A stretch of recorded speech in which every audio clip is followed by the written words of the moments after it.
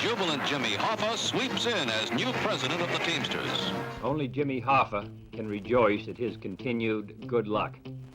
Honest union members and the general public can only regard it as a tragedy. I stand here today before you as I stood in front of that court and took an oath that I was not then guilty, nor am I guilty now. You put down 2 or 3 sticks of dynamite, you put 2 sandbags against it, that blows it inward, not outward. Is that what you're testifying before this committee? I'm saying that I do not recall. Although I never gave up hope, and my grateful thanks to President Nixon for making this possible. We have faith that someone, somehow, somewhere, can help us locate our father. Murdered, 55-gallon drum, Gateway Transportation, New Jersey. Are you absolutely certain that no one within 299 had anything to do with that car bombing? I would bet my life on it. Most people know very little about Jimmy Hoffa. He was a union leader, he disappeared, and nobody knows what happened to him. But the story is much more complicated than that. Tracking Hoffa's rise to power leads you to the muscle of organized crime. Tracking the Teamsters pension fund that Hoffa founded leads to Las Vegas, which he helped build by funneling millions of dollars to the mob. Tracking Hoffa's downfall takes you through a web of corruption, betrayal, and in the end, murder. This is a story about power. There was nothing Jimmy Hoffa wouldn't do to have it. And when he lost it, nothing he wouldn't do to get it back. That every strike we have with employers who really want to fight, they revert to hiring hoodlums. And unless we know who our enemy is, unless we're in a position to do something about it, you'll lose your strike. Jimmy Hoffa grew up a fighter. At an early age, he saw how hard life could be on a working family. He was just 6 years old when his father died, very likely from years working the coal mines in Indiana. Jimmy's mother moved the family to Detroit. At age 14, he dropped out of school and went to work to help support his family. At age 18, he organized his first strike while working for the Kroger Company, unloading produce from refrigerated boxcars for 32 cents an hour. The work was grimy, it was tough, it didn't pay much, and all of those things caused Hoffa to think, this is no way to make a living. One sweltering summer day, Jimmy convinced fellow dock workers to stop unloading a shipment of strawberries. The foreman demanded they get back to work, berating and threatening the crew. Young Jimmy stood firm and handed over a list of demands. With fresh fruit spoiling on the loading dock, Jimmy Hoffa won his first negotiation for the group that became known as the Strawberry Boys. His career as a union organizer was launched. American workers needed a leader, and they had found one. People were in misery, economic misery. You look at it, you had a third of the nation unemployed. Many of those lucky enough to hold a job were powerless to the crushing weight of big business. You could be fired for organizing. Companies would hire off-duty policemen. They would use them to bust up picket lines. In 1937, the threat of workers organizing led to a deadly confrontation on Memorial Day in Chicago. A crowd of protesting workers marched on Republic Steel Mill. A formation of Chicago police opened fire, wounding over 100 workers, killing 10. That same spring in Detroit, a group of UAW members were beaten outside Ford Motor Company's River Rouge complex in a confrontation known as the Battle of the Overpass. They were trying to hand out leaflets calling for better pay. Hoffa was not part of either event, but he watched and learned. It never bothered Jimmy to get bloodied on the front line. Hoffa believed that business was a rigged system, and he would do whatever it takes to win. For Jimmy Hoffa, the only rule was to win. Power, the only worthwhile commodity. Violence, the bargaining tool of choice. He was dealing in an environment, I think, in which people exercised power very physically, very violently at that point in time.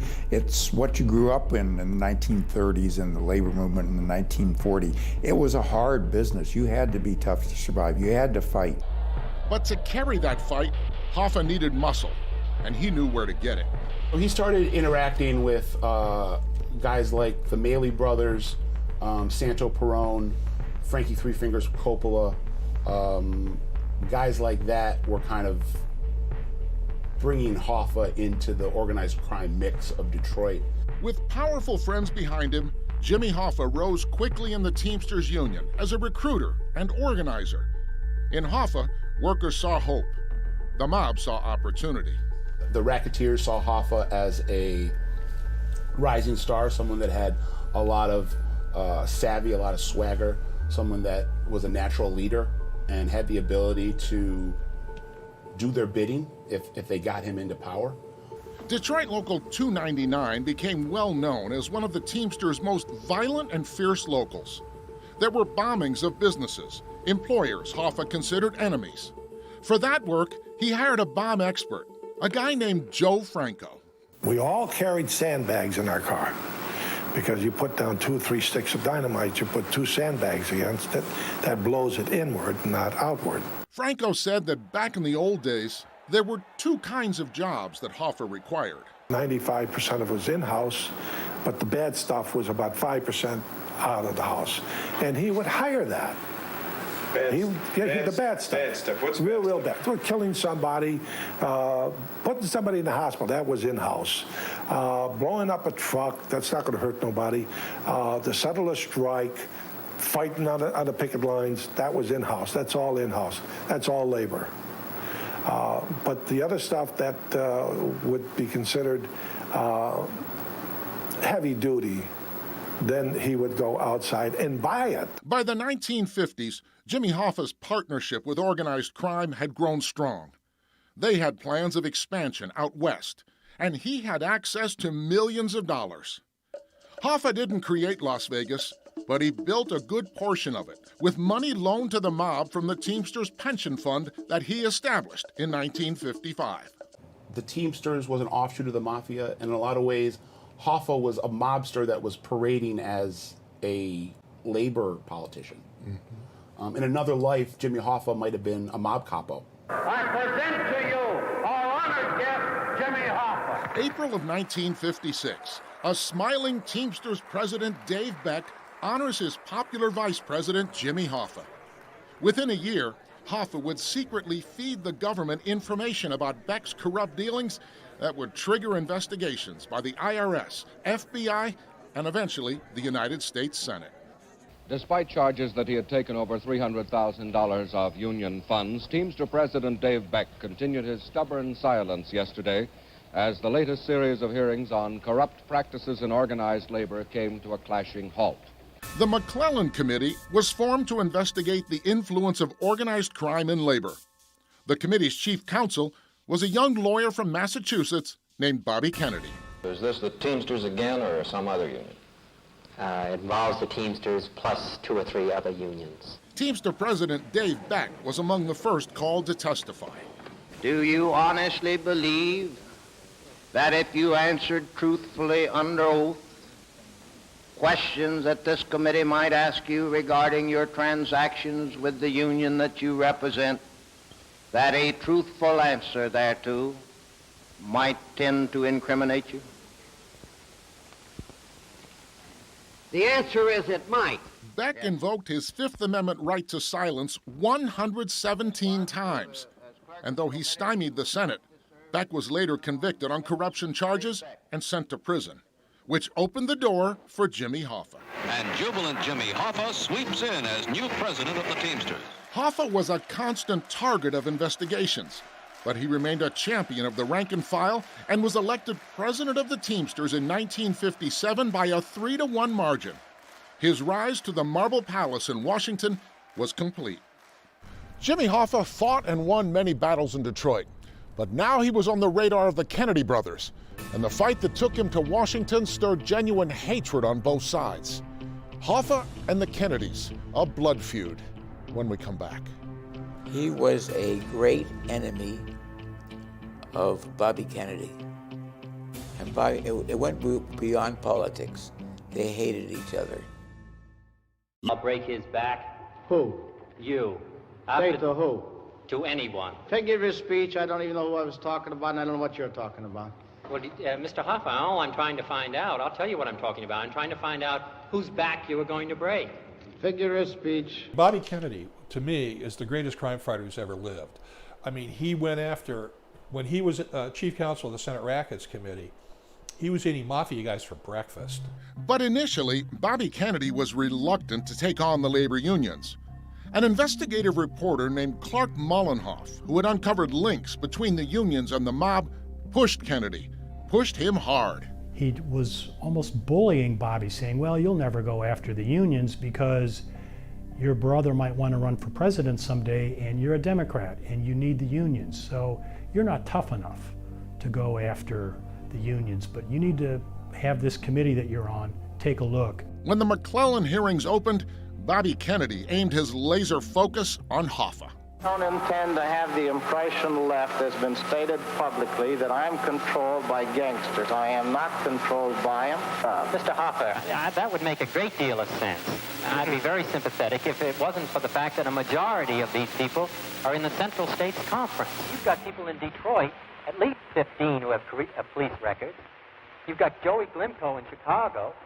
I say you're not tough enough to get rid of these people then. Well, I don't propose to You haven't moved tough. against any of them. I don't propose to act tough. Kennedy challenged Hoffa about alleged kickbacks from the mob. In this exchange, $20,000 in cash with no clear source.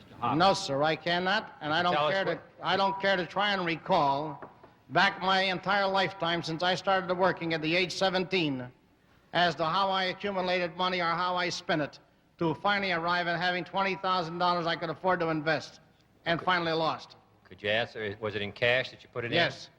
Do you have any record of it? No. Would you tell us where you got the cash? I accumulated it. It played like a boxing match between two heavyweights, though Hoffa was the savvy veteran. He bobbed and weaved through the hearings, and Kennedy never landed a solid punch. It amazes me that you have such a poor memory about your relationship with Johnny Deal during these months of 1953. Well, it may amaze you, but I assure you that my memory,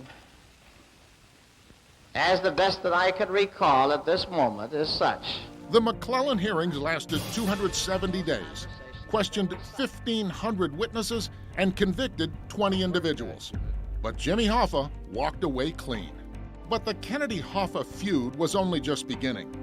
In 1960, John Kennedy was elected president, which forever steamed Hoffa. I don't believe you publicly endorsed former Vice President Richard Nixon, but would you have been happier to see him move into the White House?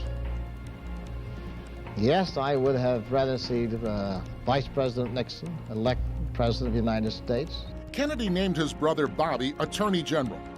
He formed a strike force that came to be known as the Get Hoffa Squad. Bobby Kennedy made it his life's mission to put Jimmy Hoffa in prison. While they were often on opposite sides of the law, RFK and Hoffa were actually alike in some ways. They each used every tactic in the book. They planted moles in each other's camps. They wiretapped each other. In 1962, Hoffa went on trial for bribery. As far as the law regarding bugs and wiretaps, America was still the Wild West. Bobby Kennedy had the FBI. Hoffa had his adopted son, Chucky O'Brien, and Bernie the Bug Spindell. I worked with Bernie. We bugged the judge's office, the judge's phone in Chattanooga, and we wired the FBI. I mean, they were doing it to us, so we did the reverse. Bobby Kennedy believed he had a slam-dunk case against Hoffa. When asked for a prediction of the outcome, he said, "If Hoffa is acquitted, I'll jump off the top of the Capitol Dome." The trial ended with a hung jury, and the judge declared a mistrial. Hoffa was defended by an up-and-coming lawyer named Edward Bennett Williams. After Hoffa was acquitted, Edward Bennett Williams sent a parachute over to Bobby Kennedy's office to kind of give him a little dig. I stand here today before you as I stood in front of that court and took an oath that I was not then guilty, nor am I guilty now. Only Jimmy Hoffa can rejoice at his continued good luck. Honest union members and the general public can only regard it as a tragedy. I was on Stemmons Freeway earlier, and even the freeway was jam-packed with spectators waiting their chance to see the president. November 22nd, 1963. The country was shaken by tragedy. It appears as though something has happened in the motorcade route. Something, I repeat, has happened in the motorcade route. Every person listening at this moment has flashed back to that day in April 1945 when Franklin Delano Roosevelt... Excuse me, Chet. Here is a flash from the Associated Press, Dateline Dallas. 2 priests who were with President Kennedy say he is dead of bullet wounds. Every American with a recollection of that day remembers where they were when the news broke. Jimmy Hoffa was in Miami. In the restaurant, when Hoffa learned of that, he got to his feet and cheered and was very happy about that. And then after that, he refused to drop the flag half-mast at Teamster headquarters in D.C. 16 years later, Congress established the House Select Committee on Assassinations, assigned the job of reviewing the conclusions by the Warren Commission that Lee Harvey Oswald had acted alone. Chief legal counsel of that committee was Robert Blakey. What we concluded, because of time run out, that yes, there was a conspiracy. The committee discovered that both the FBI and CIA had information about Lee Harvey Oswald that they had withheld from the Warren Commission. That President Lyndon Johnson had pressured the FBI to close the investigation quickly for political reasons. He didn't want talk of a conspiracy hanging over him in the 1964 presidential campaign. Acoustical evidence of a 4th shot had been ignored. And then there were the witnesses. The witnesses in the plaza who said a shot came from the grassy knoll were passed off by the Warren Commission as not credible. Among those witnesses, 3 men in the lead car of the motorcade.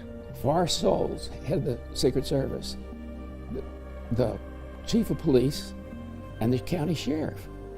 They all said a shot came from the grassy knoll. In the months that followed the committee's final report, new evidence alleged the conspiracy was not from within the CIA or the Pentagon or Cuban exiles, but from the Mafia, with Jimmy Hoffa possibly at the center. I believe Hoffa put a contract out on John Kennedy to stop his brother. I think that the contract was picked up by Carlos Marcello, the Mafia boss of New Orleans, Santo Trafficani, the Mafia boss of Tampa, Florida, who then arranged and executed the murder. No charges were ever brought in the Kennedy assassination. Jimmy Hoffa had also allegedly tried to recruit a corrupt union boss from Louisiana named Ed Parton to bomb Bobby Kennedy's Virginia home. In an interview with investigator Dan Moldea, Ed Parton shared details of a conversation he said he had once had with Jimmy Hoffa. I want the plastic explosives. I want, when they go off, they'll burn it, burn all them up. And I said, you mean the kids too? He said, that's right. So they belong to that, don't they? I said, now wait just a minute. I said, I ain't gonna be no part of listening to nothing about kids being killed. In March of 1964, prosecutors brought new charges of jury tampering against Hoffa. The key government witness was Ed Parton, who said he turned on Hoffa because Parton had 5 children of his own, and Hoffa had violated a code of honor, going after an enemy's family. To the end, Hoffa denied it all. Even by manufacturing, as he did, deliberate lies, distortions, creating a belief that I had something to do with the jury tampering, if there was such. Jimmy Hoffa was found guilty and sentenced to 8 years. Later that same year, he was convicted of fraud for improper use of the Union Pension Fund and received an additional 5 years. Jimmy Hoffa's reign over the Teamsters Union was over. In March of 1967, Hoffa went to prison to begin serving his 13-year sentence. He named his longtime friend Frank Fitzsimmons to lead the union while he was gone. And this brings a new player into the story, President Richard Nixon. The backroom deals between Frank Fitzsimmons and Nixon would trigger a violent split in the Teamsters Union and launch Jimmy Hoffa's ill-fated comeback. They took Fitzsimmons up to the mountain and showed him the valley, and he bought the valley, and he forgot his friends. And then he double-crossed me. It's very simple. Shut down the entire the entire country with a phone call, snap of a finger. You know, no trucks are moving, nothing's getting shipped cross country. Cartage is shut down because Jimmy Hoffa wants it, and that's a lot of power to wield, and he wielded that power like a blunt instrument. One of the people who saw that power up close is this man, Marvin the Weasel Elkind. In the late 50s, he was a busboy at the Copacabana in New York. One day, Mob Lieutenant Tony Salerno told Marvin he was getting a new job. Friday's your last day here. I said, why? I'm trying so hard to do a good job. He says, as of Monday, you're going to be Jimmy Hoffa's driver. I didn't know Jimmy Hoffa, but I heard a lot of stories. I was 18, scared the crap out of me. 3 days later, Marvin met Mr. Jimmy Hoffa. I says, good morning, Mr. Hoffa. He says, are you Marvin? I goes, yes, sir. He says, good start. Mr. Hoffa or sir, remember that. Marvin quickly learned there were two ways to perform any assignment, the Hoffa way and the wrong way.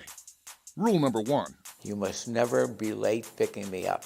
Rule number 2 came with an explanation. What you hear in this car stays in this car. If I hear you talking to anybody about what you hear in this car, you won't be around the next morning. For the next 5 years, Marvin drove Mr. Hoffa wherever he wanted to go, often with a distinguished cast of mafia chiefs in the back seat. Marvin says he kept his eyes on the road and wished many times there had been a glass partition between him and the conversations in back. I was fearful 100% of the time. Years after he finished that job as a driver, the mob still had their hooks in Marvin, and he got himself in some big-time legal trouble. He was forced to become an informant for the FBI, and they gave him that unflattering nickname, the Weasel. The experience gave Marvin an interesting perspective on working with the feds. The authorities are no different than the mob. They got you by the throat, they got you by the throat. With the mob, they threatened you openly. The feds did it diplomatically. In March of 1967, Jimmy Hoffa experienced some of that diplomacy. The most powerful man in America checked into federal prison in Lewisburg, Pennsylvania. He had installed Frank Fitzsimmons as a placeholder of the Teamster presidency until Hoffa would return. But Fitzsimmons had a different plan. He had a comfortable hands-off relationship with organized crime, and he cultivated a cozy relationship with then-President Richard Nixon. In early 1970, Fitzsimmons first broached the subject of a pardon for Jimmy Hoffa. On 2 or 3 occasions, Fitzsimmons mentioned to me, he said, you know, there's a lot of anxiety in the union about Jimmy Hoffa. I said, Frank, I can't even discuss that with you. Charles Colson, special counsel to then-President Richard Nixon, was part of many conversations in the White House about Jimmy Hoffa. Nixon wanted Teamster support, and he liked Frank Fitzsimmons, who he viewed as easy to work with and loyal, which Nixon valued above all else. A sentiment he made clear in an Oval Office conversation with Colson. You remember what I told you when we talked about labor, that somebody has to go in there and clean them out, and he's got 100 people that he's targeted to remove. Nixon was confident that his dealings with Fitzsimmons were earning him popularity with the Teamsters, which he desperately wanted for his re-election campaign in 1972. It's a great thing. We're never win the press, but we're going to win these people. Oh, you've got these people. Well, they are ours, and then we're going to work on all of them. Well, we just know Fitz, we got him, haven't we? No, solidly. He said he wants to clean them all out. He said he wants nothing but Fitzsimmons, Nixon, loyalists, and Fitz just says to me, we're going to clean them up and get rid of all the people that we can't trust. Nixon's advisors counseled that releasing Hoffa was politically a good idea. The rank and file still loved him. But Nixon believed Hoffa's release should wait until after Fitzsimmons was elected Teamsters president for another term in the summer of 1971. And Hoffa had to be kept away from the Union or he would be trouble, a topic Nixon discussed with Labor Secretary George Shultz. It might be that we have to try to isolate him to an extent to make him look bad. I think so. Because if you don't do that, George, I'm afraid that you're going to have the worst of both worlds. He'll get out and take the others with him, but if others feel he's a little unpopular, they may not. But I don't know. What do you think? That's the way I read it. I think we need to isolate him. I have a golfing date today with Frank Fitzsimmons. Good. And I'll see what he has to say. The decision was made. Hoffa would get his release from prison. He said that we're going to give Hoffa a parole, but on the condition that he never come back into the labor movement again. You can contact Fitzsimmons and tell him what we're doing. On December 23rd, 1971, Jimmy Hoffa walked free from federal prison after serving 4 years, 9 months, and 16 days. This morning, Hoffa and his family gathered around the Christmas tree and posed for pictures. Mrs. Hoffa, who is still recovering from a serious heart ailment, was overjoyed by her husband's homecoming. I didn't think it was possible, though I never gave up hope. And my grateful thanks to President Nixon for making this possible. Jimmy Hoffa was home, but not happy. He vowed to fight the restriction in court. He blamed his former friend, Frank Fitzsimmons. They took Fitzsimmons up to the mountain and showed him the valley, and he bought the valley, and he forgot his friends. And then he double-crossed me. It's very simple. Hoffa sued to have the restriction nullified, but court rulings held it in place. Still, he was determined to regain control of the Teamsters Union because he believed its 3 million members wanted him. There's kind of a general impression around that although your strength lies with the Teamster membership, Fitzsimmons has tried to build up strength through his close associations with the Nixon administration. There's no votes in the convention from the Nixon administration. Not a single vote. They can't get them. And you think that amongst the rank and file, you're still number one? I would say there's no problem. But there were serious problems brewing within Local 299 over split loyalty between Hoffa and Fitzsimmons. There were a series of acts of violence. We're talking about the bombing at Tom Gwilt's home, the bombing of Jim Levitt's home, Gene Page's barn, Dave Johnson's cabin cruiser, the shooting of George Roxborough. He got hit. They shot him in the face with a shotgun. The boiling point was one more high-profile bombing. Frank Fitzsimmons' son, Richard Fitzsimmons, is at Nemo's Bar over by Tiger Stadium. His car's parked there, and his union car, it's his union, it's not his own personal car, it's his union car, is bombed. Are you absolutely certain that no one within 299 had anything to do with that car bombing? I would bet my life on it. From the outside, it looked like a mutual struggle for power. On one side, Frank Fitzsimmons and his designated muscle in Local 299, Roland McMaster. On the other side, Jimmy Hoffa. The war appeared to be each side with thugs committing acts of violence against the other. But investigator Dan Moldea says that wasn't the case at all. Now, all the violence was one way. It was all going one way. It was all going against Hoffa's people. Moldea says Frank Fitzsimmons was behind the bombing of his own son's car. To show that there's real violence going on both sides, they decided to bomb Dick Fitzsimmons' car. Oh, so that was strictly for show? It was purely for show. It was a message for Jimmy Hoffa. One final warning to back off, but he wouldn't do it. Hoffa wanted the power back in his hands, and his obsession with that proved fatal.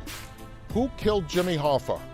When we come back, Hollywood's latest take on that question. Hiya, Frank. This is Jimmy Hoffa.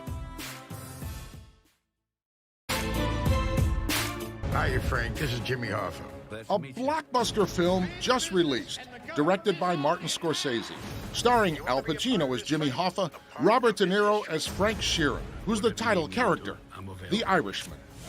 The film is billed as the real story of what happened to Jimmy Hoffa, but many of the experts we talked to are not convinced.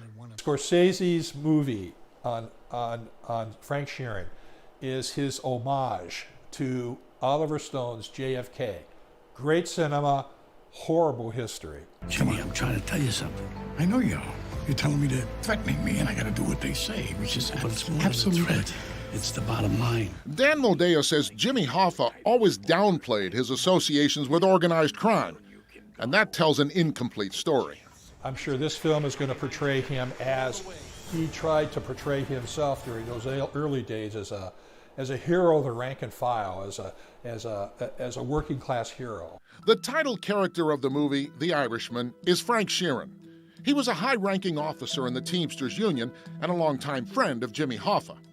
Several years before Frank Sheeran died, he wrote a book detailing his relationship with organized crime, although actually he wrote 2 books about his life in the mob. The first one generated very little interest. And his book couldn't sell. And then when they put it back on the market with him telling everyone that he was the one that killed Jimmy Hoffa, it sold, became a New York Times bestseller, and now Marty Scorsese, Robert De Niro, Al Pacino, and Joe Pesci are making a movie out of it. This is not to say that Frank Sheeran wasn't a very bad guy.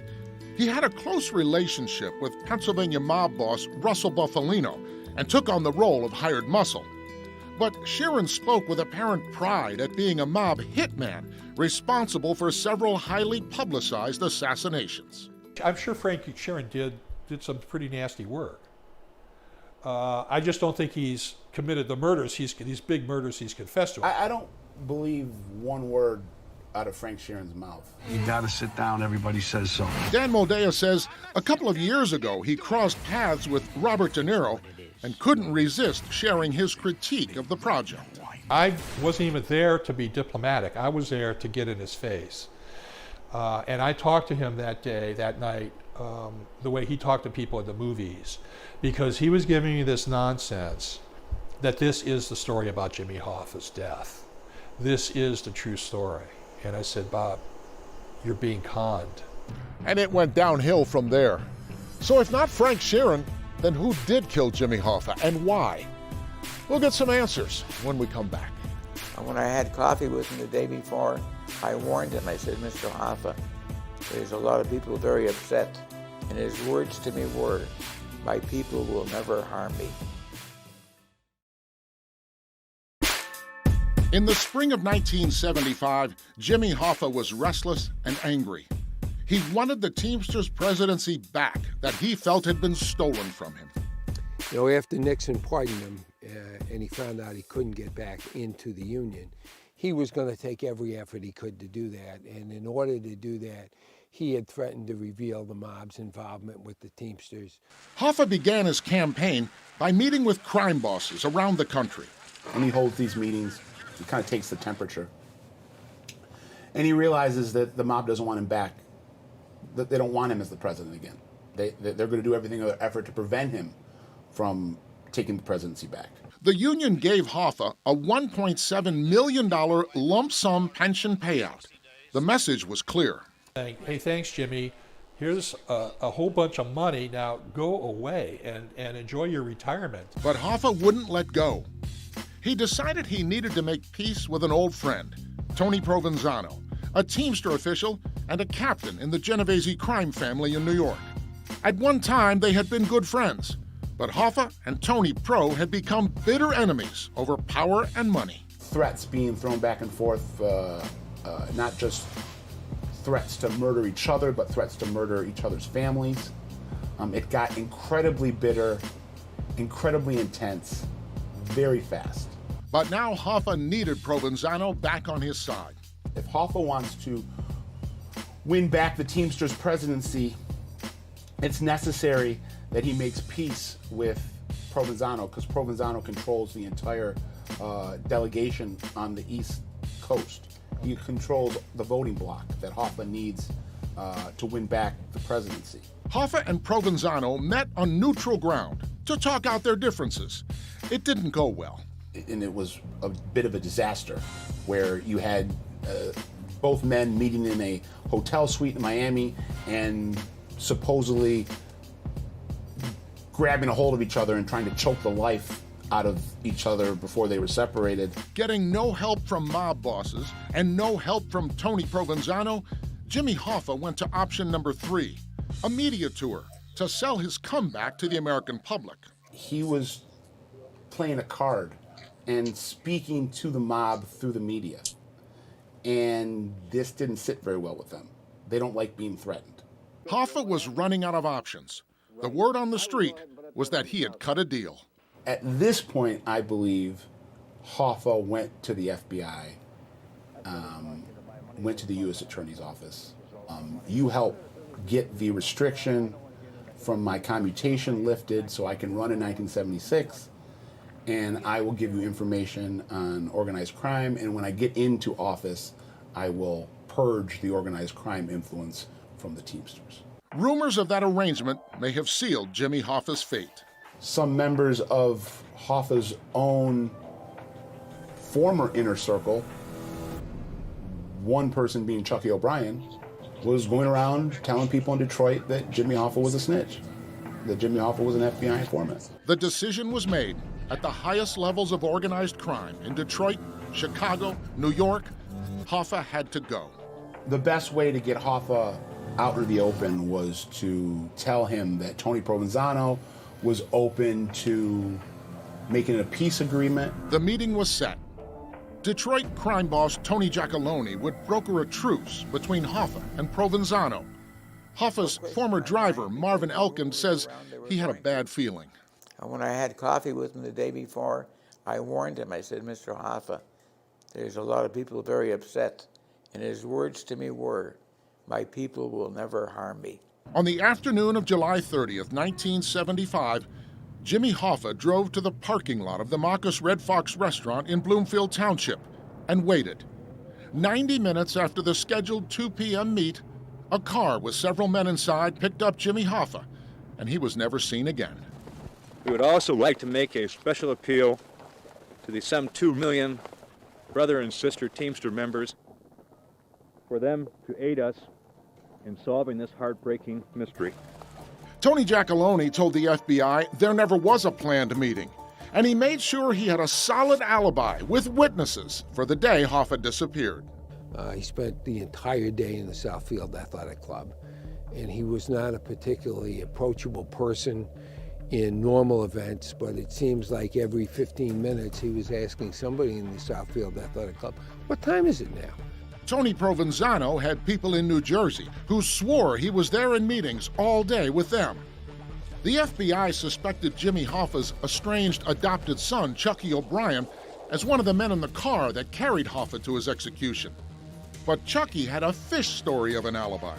I'm carrying it in the house, and she's a particular housekeeper, and she's yelling at me, "You're ruining my floor, you're getting that water and blood all over." O'Brien said he had borrowed a car from Joey Giacalone, son of Tony, to deliver a large frozen salmon to Teamster executive Bobby Holmes and his wife.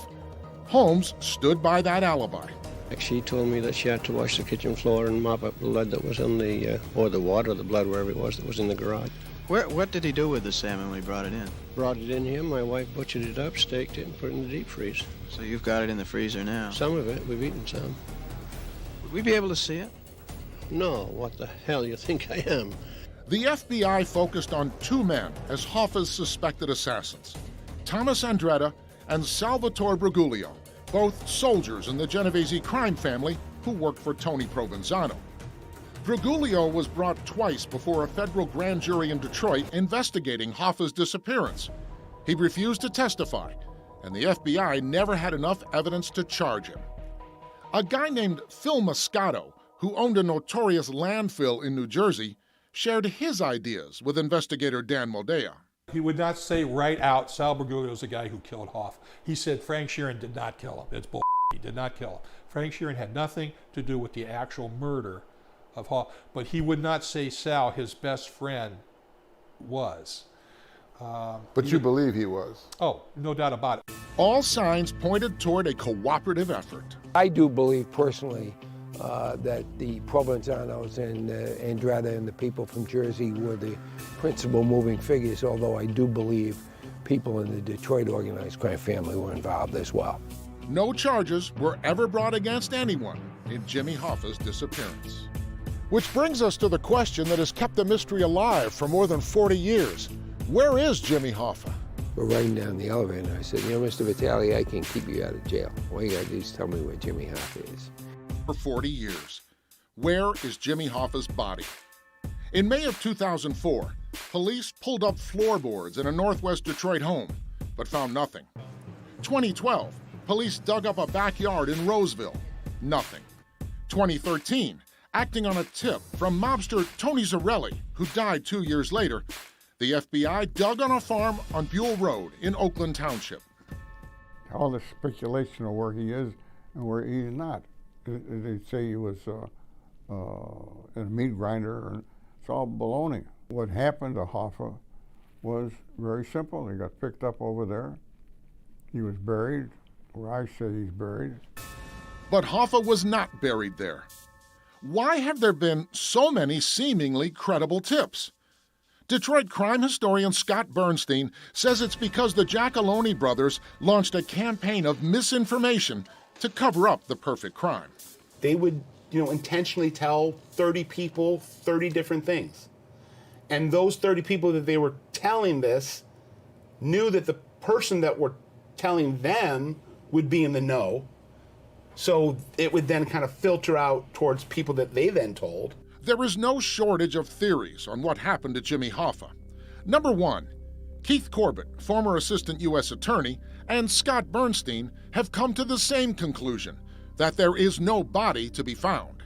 I believe then the body was disposed of at a place called Central Sanitation in Hamtramck. It was owned by Pete Vitale and Jimmy Quasarano.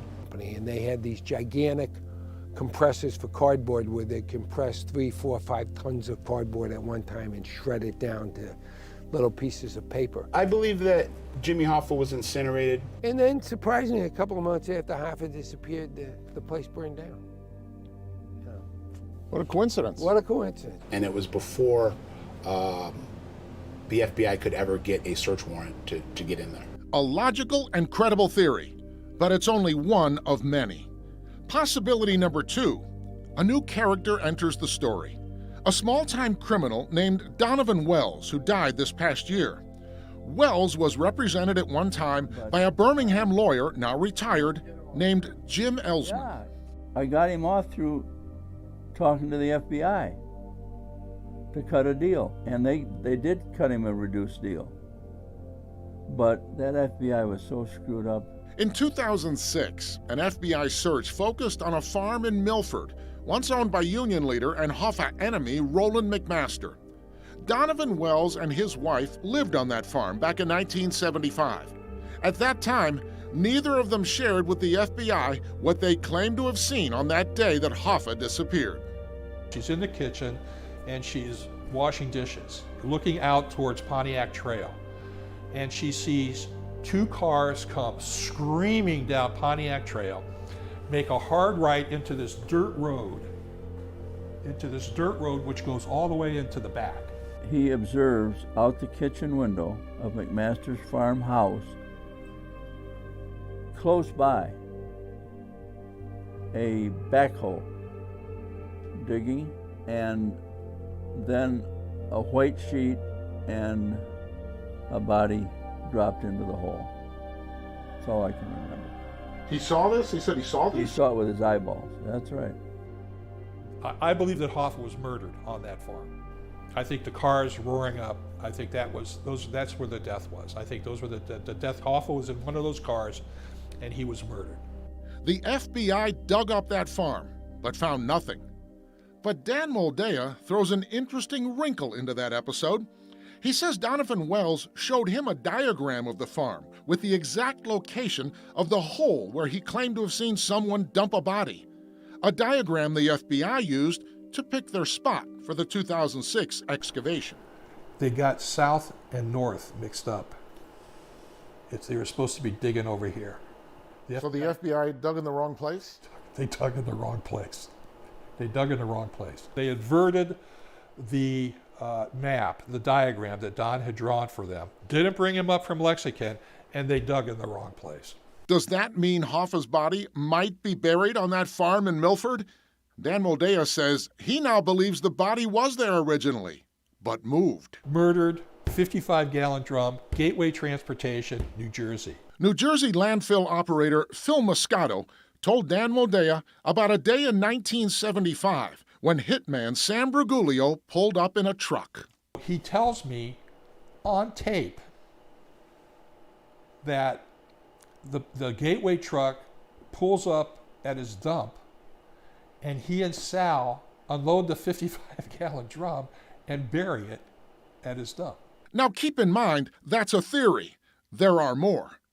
Hoffa's former driver, Marvin Elkind, believes Jimmy Hoffa is buried under the Renaissance Center. He remembers a Teamsters convention in Detroit back in the 70s. I was there at the convention, doing my job, bringing the executives drinks, getting them what they needed, lighting their cigars, stuff like that. Marvin says his source is Detroit mob boss Tony Giacalone. Marvin was part of Mr. Giacalone's entourage. As they walked past the Renaissance Center, the man known as Tony Jack turned to the group. And he goes, "Boys, say good morning to Mr. Hoffa." So there's no question in my mind, never has been, that that's exactly where he is. Former Assistant U.S. Attorney Keith Corbett says one day about 30 years ago, he took his own swing at solving the Jimmy Hoffa mystery.